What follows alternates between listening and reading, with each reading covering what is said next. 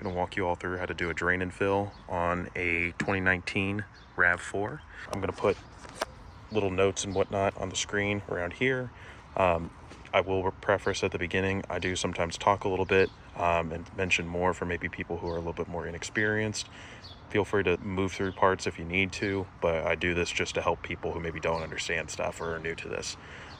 If this is helpful, make a video of something you know how to do. I'm not too big on subscribers, doesn't really matter to me. Just help somebody out and we're all good. All right, so first thing we're gonna do is we're gonna take the driver's side wheel off.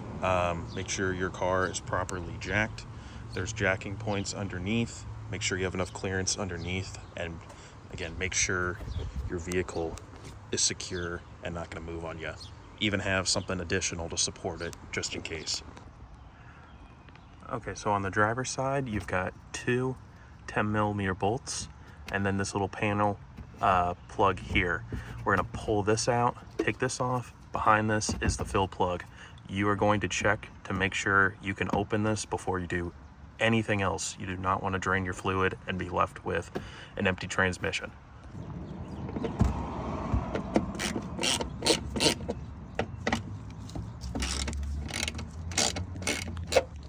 In case you lose them later, here are those two bolts we removed.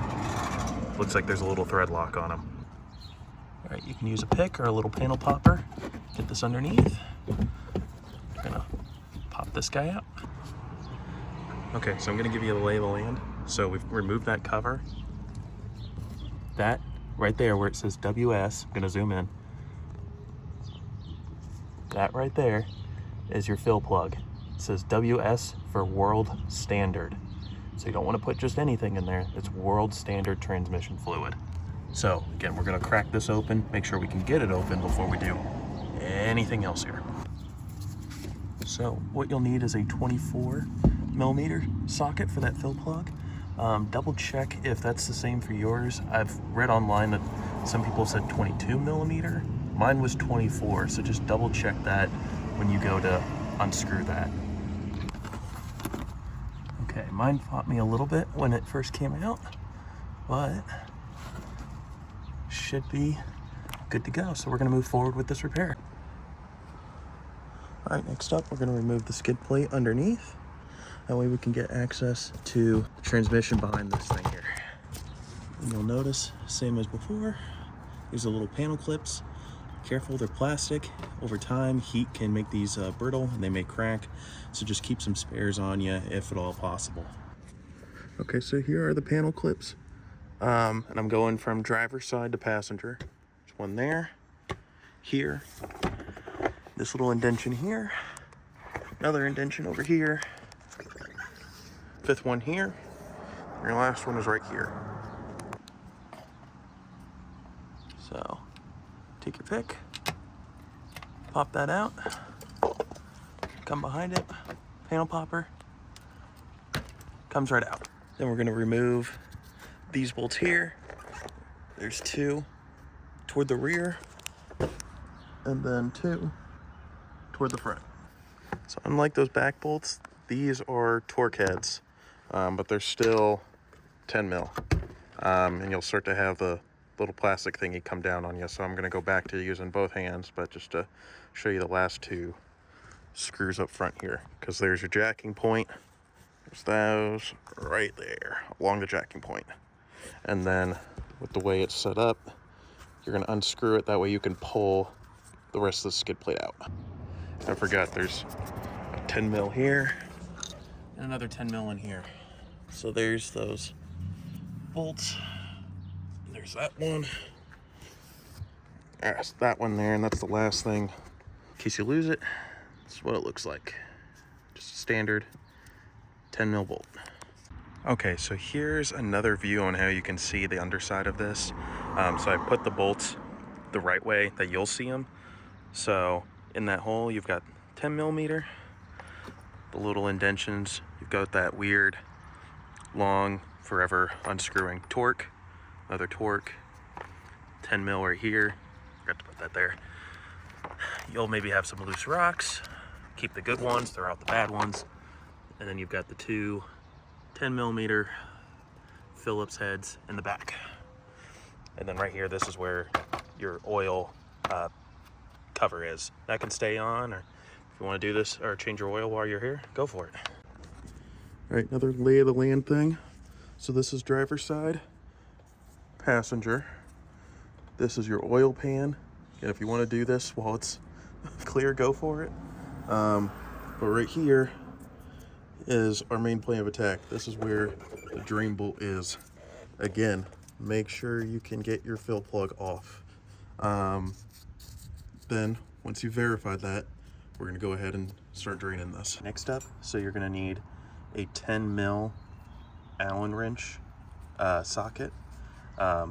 This right here, this tip needs to be 10 mil, not this or that, the black part. That needs to be 10 mil. And then the other thing you need is going to be an Allen wrench key, and this will be 6 mil. Make sure it's long enough, because what we're going to do is unscrew the drain plug with this, and then once the fluid leaks out, then we're going to go up with this key.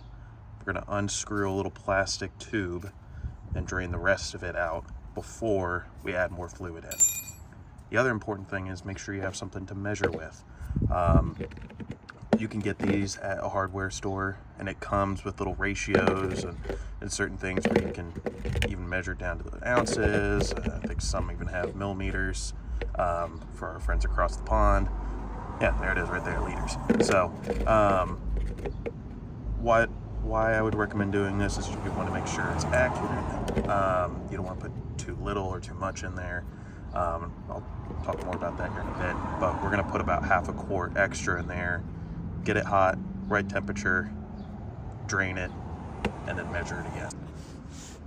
Yeah, something I've learned from working on other cars and watching other videos, you stick a little pick in here, just kind of make sure you got all the gunk out of here. This is still very new, but if you go off-roading, or maybe you have a different skid plate on, maybe you've got junk in here, it's worth doing that beforehand. And then when you put this guy in here, you might want to give it just a little bonk to make sure it sits in there properly. But we're going to unscrew that.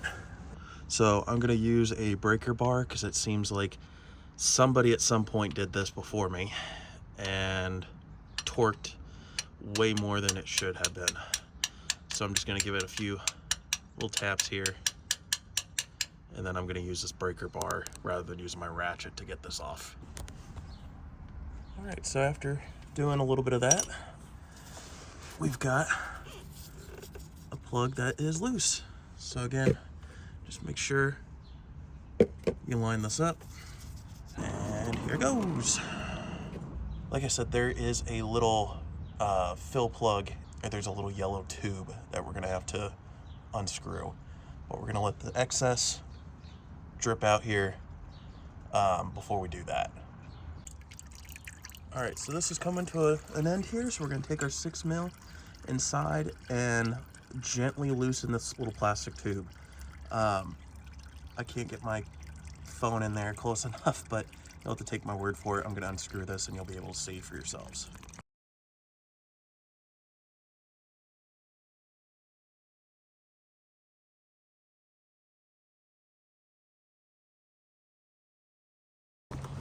Okay, so I drained out the fluid. Like I said, this is the little plastic fill tube inside. Again, plastic, be careful with it. Now that we've drained that, we're gonna measure it. We're gonna put, or however much I took out, plus half a quart back inside, and then we're gonna do this all over again. So this is the plastic tube, came from here. I'm gonna clean this off real quick, stick this back in, put the socket back on there, and then we're gonna fill it up with what we took out. Next is the plug, clean it off, make sure it looks all nice on this side, screw it back in. Again, we're gonna do kind of finger tight, because when this gets hot enough, I wanna make sure I can be able to take it off rather easily. All right, so I spilled a little bit here, but let's just say for simplicity, it's 64 ounces, and that's 25 ounces. So we'll round up and just say 90 ounces, just because I think a little bit spilled out when I was undoing it anyway. So then what we're gonna do on top of that is add half a quart. So for our good friends across the pond, just make sure you're adding the correct measurements in metric. So in my case, I'm going to do 106 ounces because I took out 90, and then we're going to put 16 extra ounces inside for when we take that fill plug out again, you know, that little yellow tube. The 16 ounces or so that expands will come out, and then we'll have new fresh fluid in there. All right, so you might be wondering what fluid am I using, and I'm using the ASIN World Standard ATF fluid. Use what you're comfortable with. You want to, use the Toyota brand or something else you trust, go for it. That's your prerogative. This is just what I'm going to use, so just use whatever you feel comfortable with if this doesn't suit your fancy.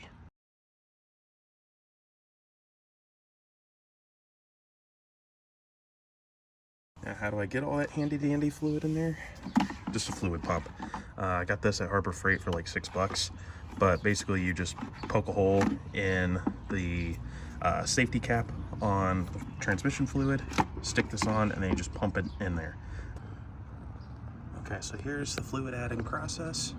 Got your bottle, and then the little fill tube runs into there. And again, we're going to measure this as this goes. If you're using exactly what I am using, it'll get to about 10 ounces left in the bottle before you'll have to switch it out for another. And you can just decant it by pouring whatever's left into another bottle and just go from there. There's not much to see for this process, but you're just pumping the fluid and just checking as it fills. You'll need 2 hands because you want to make sure this little tube here doesn't fall out. We got it filled up to 106 ounces.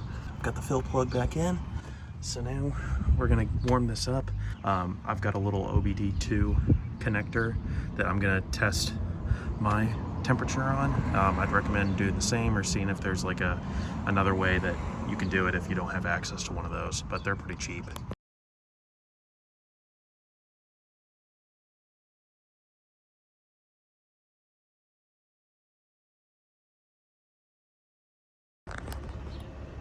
So hold the brake. Reverse, hold it for a few seconds,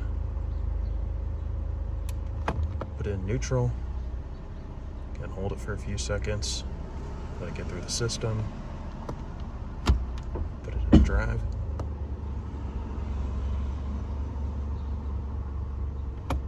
back to neutral, reverse,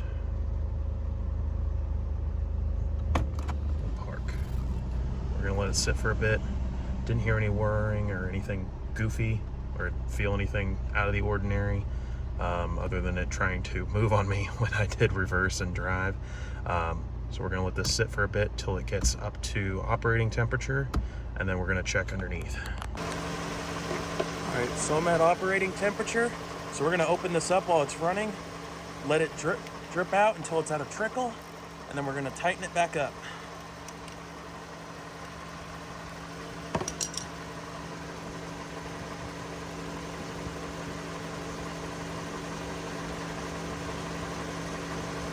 So again, we're letting out excess fluid that expanded when it got up to temperature.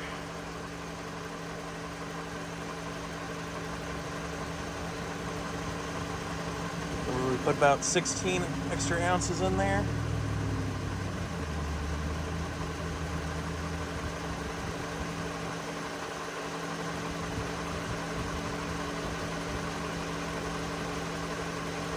Gonna start to trickle here pretty soon.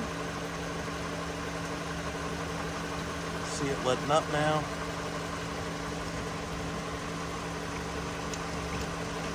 All right. And then let's go ahead and button this up.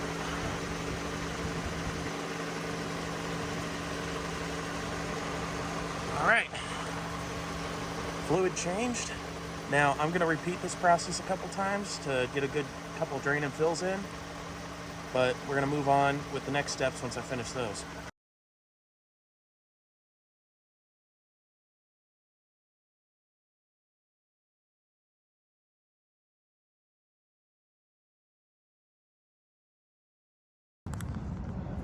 I put some new clips on. We'll see if it holds for now. Tighten these up. All right, now we're gonna put this shroud back on, or skid plate. Again, remember, this bolt's right here. There's another one of those right there. Your 2 torque bolts up at the front. And then your 2 Phillips